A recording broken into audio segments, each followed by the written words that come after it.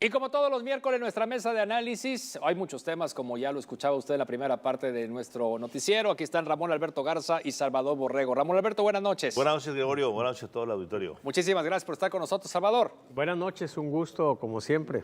Vamos directamente con tema, pues comenzamos con el tema obligado, ¿no? Que es tema local, aquí en el estado de Nuevo León. Hoy, pues que ha sido un día de mucho movimiento informativo, me refiero, y lógicamente de reacciones, a partir de que será el anuncio, ¿no? La renuncia, pues, de Gustavo Adolfo Guerrero como fiscal general de justicia en el estado de Nuevo León. Hay quien dice ya se esperaba, a lo mejor no era para hoy, que iba a suceder después del informe, que si fue por el caso Devani, que si los encontronazos que hubo con el gobierno estatal, que si ya negoció Samuel García con el PRI, con el PAN para que llegue Adrián de la Garza, en fin. Lo que queremos son resultados. Digo, al final del día el que llegue, sea quien sea Gustavo, sea cualquiera, Adrián o Pedro, el que se queda ahorita, pues que la ciudadanía pueda tener pues más seguridad, ¿no? Con la labor que le corresponde a la Fiscalía, porque pues hay otras instancias. Entonces, a ver, ¿en dónde estamos parados, Ramón? A ver, Gregorio, aquí hay que entender la frase clave. El señor gobernador quiere un fiscal más colaborativo. La pregunta aquí es, ¿qué es para Samuel García colaborativo? ¿Obsequioso? ¿Que trabaje para él como, no como fiscal, sino como procurador? Eso fue lo que detonó todo el desencuentro entre el gobernador y el fiscal independiente. Autónomo. Recordemos que este asunto con Gustavo Adolfo no viene nada más de este gobernador. Gustavo Adolfo empezó con el Bronco en 2018, en marzo. Y acuérdense que fue a contracorriente porque no le querían soltar presupuesto para su dependencia. Dicho eso, cuando entra aquí cuando entra el nuevo gobierno, pues el gobierno quería tener un procurador más a modo. Y se dio en evidencia, obviamente, en el caso de Devani, pero también en un caso por ahí que está pendiente del DIF. Entonces no se cerraron cosas, no se entendieron. Ya había un acuerdo, ojo, ya había un acuerdo para que hace unos días entrara Adrián de la Garza antes de la Constitución. Parte del acuerdo para que todos los panistas y priistas aprobaran la Constitución de Samuel. Era Adrián. Era Adrián. Pero, ojo, que se sepa, Luis Donaldo Colosio, alcalde de Monterrey y emesista, le mandó mensaje a Samuel para decirle, conmigo no pasa, yo voy a protestarlo. ¿Por qué? Porque era su antecesor, porque trae una serie de expedientes con él. Entonces, por lo pronto, la salida intermedia que se logró fue tomarle la palabra a Gustavo Adolfo en el asunto de su jubilación. Hizo una excelente labor en el tiempo que estuvo. Faltó el asunto de Devani, que se cerrara el caso, ya veremos cómo se va a cerrar. Claro, que lo trajo la Fiscalía General de la República. Por algo se lo llevaron para allá. ¿Qué había ahí? ¿Qué había de forcejeos entre el gobernador y Samuel? Siempre los hubo. Recordemos que el momento que Gustavo Adolfo le puso la línea al gobernador fue cuando el gobernador le ordenó, junto con el padre de Devani a un lado, hacer ciertas cosas donde el fiscal tuvo que recordar al gobernador que era independiente. Y a partir de ahí se agrió la relación. Entonces, hay momento para hacer la jubilación, ¿verdad? Sí. Y entra Pedro Arce, que es un agente, al fin de cuentas, del mismo equipo, del mismo círculo de personajes que apoyaban siempre a Gustavo Adolfo. Viene del gobierno de Rodrigo Medina. Sí, que también es muy cercano a Adrián. Es muy cercano a Adrián. Luis Carlos Treviño. Y lo que es un hecho, y lo vamos a ver dentro de, no sé si 2 a 5 meses, es que Adrián tendrá que inevitablemente entrar. Lo que sí es un hecho es que va a ser difícil reponer un currículum judicial. Claro, son 40 años. O sea, como el de Gustavo. Como el de Gustavo, sin lugar a dudas. Sin ninguna duda. ¿Verdad? A ver, doctor, primera impresión de esta renuncia. Bueno, pues evidentemente hubo fricciones, pues eso no lo podemos soslayar. Y creo que pues finalmente hay una salida honorable para Gustavo Adolfo. Los resultados, pues es cierto, se ven las cifras, la semana pasada comentábamos, luego salieron las de este mes y efectivamente se ve como hay una reducción, pero si hacemos un contraste entre lo que está pasando en Nuevo León con lo que está pasando en el país, podemos tener un juicio más adecuado y más positivo de lo que está pasando en Nuevo León. Ojalá por lo menos que las cosas no empeoren. Por supuesto siempre queremos mejorar, pero viendo el escenario, el contexto nacional, pues sí es preocupante. Lo que acaba de pasar en Guerrero, la noticia que se acaba de dar es terrible. O sea, ¿cómo es posible eso? También en Cuernavaca, sí.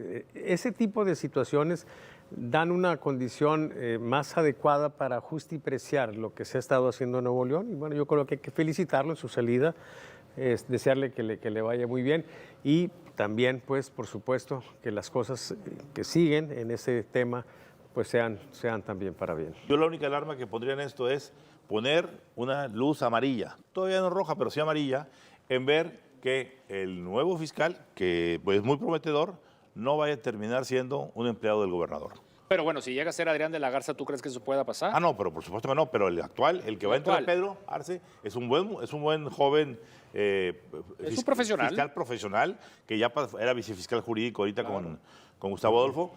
Vamos a esperar que este paso transitorio, porque es interino, ¿verdad?, funcione bien y que no se preste para que sea, repito, un empleado del gobernador, porque entonces sí, vamos a demeritar lo poco o mucho que se ha hecho en la Fiscalía. Es que realmente más que verlo como un trofeo, yo lo vería, pues sí, con una gran incógnita si esto va a ayudar o no a mejorar las condiciones de seguridad en el Estado. O sea, Así es. si hablamos de una estrategia, está pues el gobierno estatal con la Secretaría de Seguridad, que ya se hizo una modificación importante en el nombramiento del secretario, con la estrategia que están siguiendo ahorita y lo que hemos visto en las acciones de Fuerza Civil.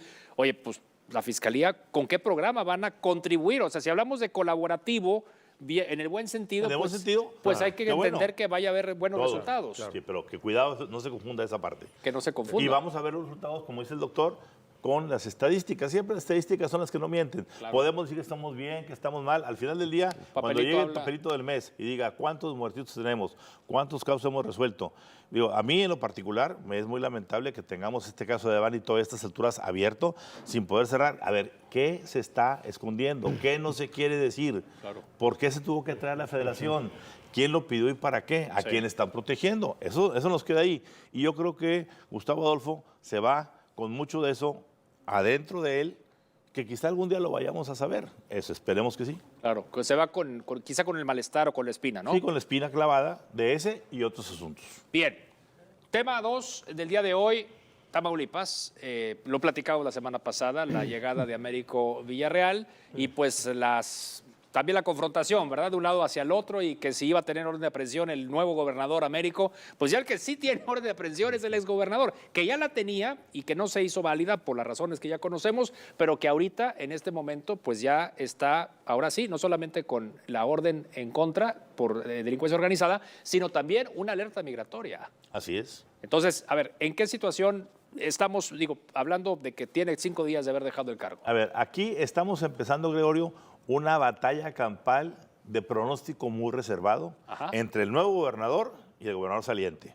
¿Por qué? Porque se dieron con todo en las elecciones, hasta con la cubeta, las acusaciones mutuas de corrupción, dinero negro del narcotráfico, ayudas federales, manos negras, etcétera, y sobre todo, ojo, hay un elemento atrás de esto que la gente tiene que entender, un elemento que tiene que ver con cosas incluso personales, políticas, que es el hecho de que en su tiempo Santiago Nieto investigó fuertemente a Cabeza de Vaca y encontró que un gran aliado de Cabeza de Vaca era nada menos que el senador Gil Suart, panista. Roberto Gil Suart, que era un hombre que estaba de una u otra manera haciendo grandes negocios con su despacho jurídico y de asesoría con Cabeza de Vaca. Cientos de millones de pesos fincó Santiago Nieto desde la Fiscalía Anticorrupción Federal al caso Tamaulipas y al caso Cabeza de Vaca. Yo recuerdo haber publicado en Magenta un título que se llamaba Cabeza de Buey, no de vaca. Pero esto devino en qué? En una serie de empresas que se descubrieron llamadas Cava. Cava Inmobiliaria, Cava, Cabeza de Vaca, Cava Agrícola, Cava Energy, ese es muy importante. Un logotipo era muy peculiar. Muy peculiar, y era una empresa acusada de huachicol, donde decían que también operaba ahí por ahí Carmona, que Carmona, digámoslo con todas las palabras, el asesinado aquí en San Pedro, empezó trabajando para el gobierno de Cabeza de Vaca, lo traicionaron, se confrontaron y terminó cambiándose hacia Morena. Y ya cuando estuvo en medio, nadie supo quién fue el que fue a eliminarlos, si los de Morena o los anteriores patrones. Entonces, aquí estamos en un intrínculis, Gregorio, de mucho dinero, de mucho giro negro e importantemente de narcotráfico y de cárteles. Ojo, eso es muy importante. Sobre todo ahorita que analicemos el caso de los famosos Guacamaya Leaks o AMLO Leaks, ya hoy salen documentos donde el ejército admite que el cártel Jalisco, el cártel Sinaloa le pidió trabajar contra ciertos cárteles en ciertos lugares. Vamos a ver qué sale ahí de Tamaulipas. Bien, ¿será Francisco Javier García Cabeza de Vaca el tercer exgobernador de Tamaulipas en prisión, Salvador? Pues no podemos descartar esa posibilidad. La cercanía que tenemos pues con Tamaulipas, sí, la semana pasada se habló de Río Bravo, Tamaulipas, sí, ahí el pueblito pues del que yo provengo. ¿De dónde es el nuevo secretario de gobierno? Así es, sí, es vecino ahí mío pues, donde los hombres además se matan para que les compongan un corrido, sí. Y la verdad es que seguido estoy revisando la información que me llega, verificando con otros contactos y mucha de la información que corre es falsa por un lado y por otro. Yo creo que aquí en México lamentablemente no tenemos honestos y corruptos. En general hay una condición de corrupción generalizada. Lo que tenemos es una situación de quién tiene el poder y quién no lo tiene, ¿sí? Y se ha, creo yo, actualizado la máxima juarista de que a los amigos justicia y gracia, a los enemigos justicia secas. Ahora por el que se somete, sí, justicia y gracia, sí. El que no se somete, justicia secas. Con eso tenemos. Las leyes en México son incumplibles, precisamente para que esa máxima juarista sea aplicable prácticamente de manera universal.